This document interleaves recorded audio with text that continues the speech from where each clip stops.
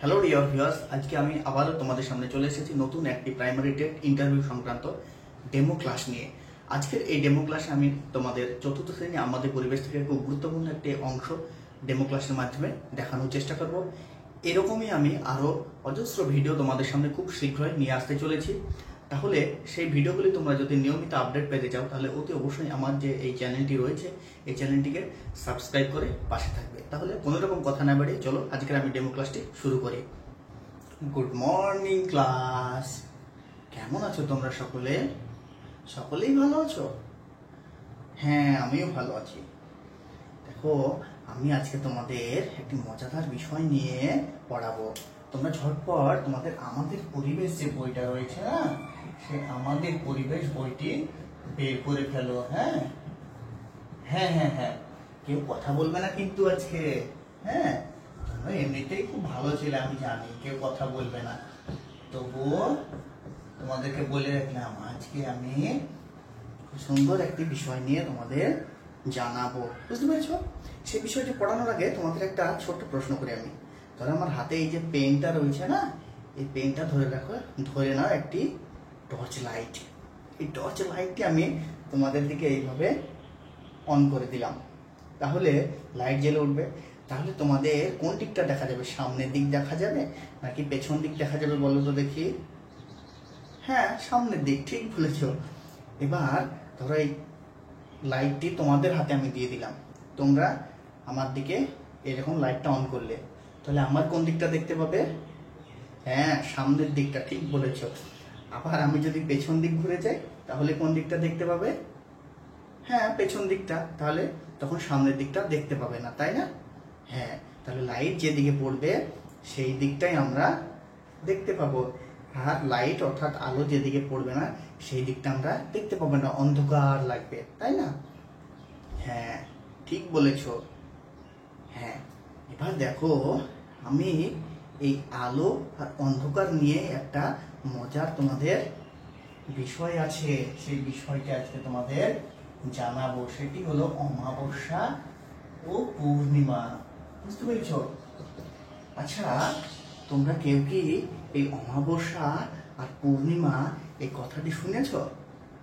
সবাই শুনেছ? বাহ বাহ বাহ, তোমরা সবকিছু জানো দেখছি আগের থেকে। তাহলে বলো তো দেখি, এই যে অমাবস্যার জিনিসটা কি আসলে? এই কথার অর্থ কি এর? হ্যাঁ, অন্ধকার হয় অমাবস্যাতে, ঠিক বলেছ। আর পূর্ণিমাতে? হ্যাঁ, পূর্ণিমাতে রাত্রিতে কি হয় বলতো? চাঁদটি জল জল করে, তাই না? হ্যাঁ হ্যাঁ হ্যাঁ, তোমরা অনেক বেশি জানো দেখছি। বাহ, ভেরি গুড। এবার দেখো, এই অমাবস্যা আর পূর্ণিমা কেন হয় সেটি আমি তোমাদের খুব সুন্দরভাবে ছবি এঁকে বোঝাবো, ঠিক আছে? খুব মজা লাগবে তোমাদের। দেখো, কেউ কিন্তু কোনো রকম কথা বলবে না, আজকের বিষয়টি খুব মজার হবে। দেখো, ঠিক আছে? চলো তাহলে আমি বোর্ডে এবার ছবি আঁকা শুরু করি, ঠিক আছে? দেখো, আমি এখানে প্রথমে এঁকে নিলাম একটি গোল সূর্য, তারপরে পরে আমি এঁকে নিলাম একটি পৃথিবী, তারপরে পরে আমি এঁকে নিলাম একটি চাঁদ। বুঝতে পেরেছো? তাহলে এটি হয়ে গেল সূর্য, এটি হয়ে গেল পৃথিবী, আর এটি হয়ে গেল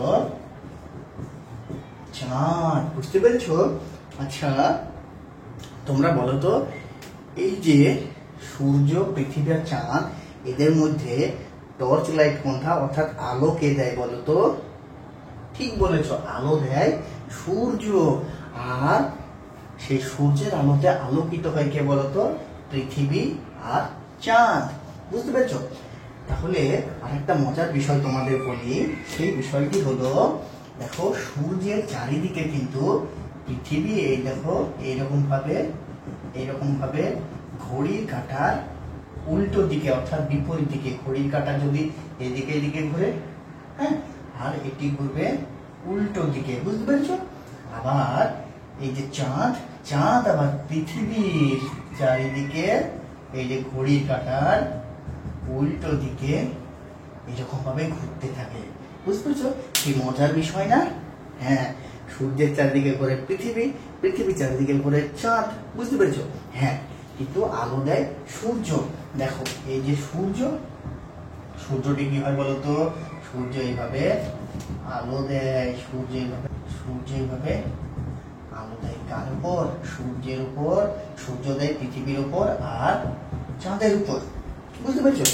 দেখো এখানে একটা মজার বিষয় হলো, এই যে সূর্য থেকে আলো আসছে পৃথিবীতে আর চাঁদে, তখন সূর্য যে পৃথিবীর আলোটা দিল, যেদিকে আলো পড়লো সেই দিকটা হয়ে গেল দিন, তাই না? আর যেদিকে আলো পড়লো না সেটা হয়ে গেল রাত্রি।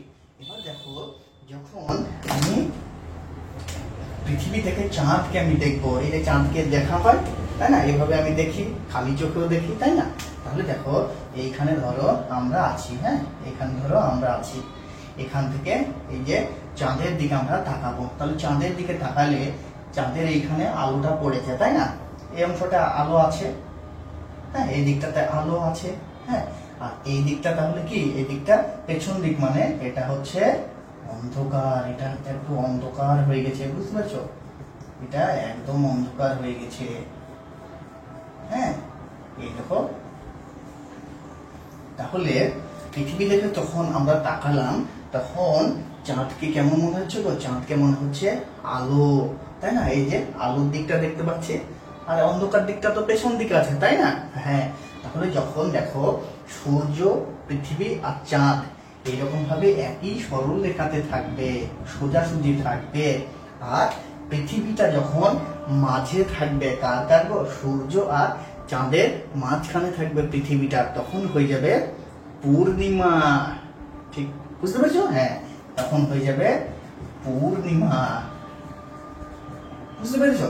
হ্যাঁ, এবার চাঁদ তো স্থির থাকে না, আবার পৃথিবী স্থির থাকে না, পৃথিবীও ঘুরতে থাকে, চাঁদও ঘুরতে থাকে।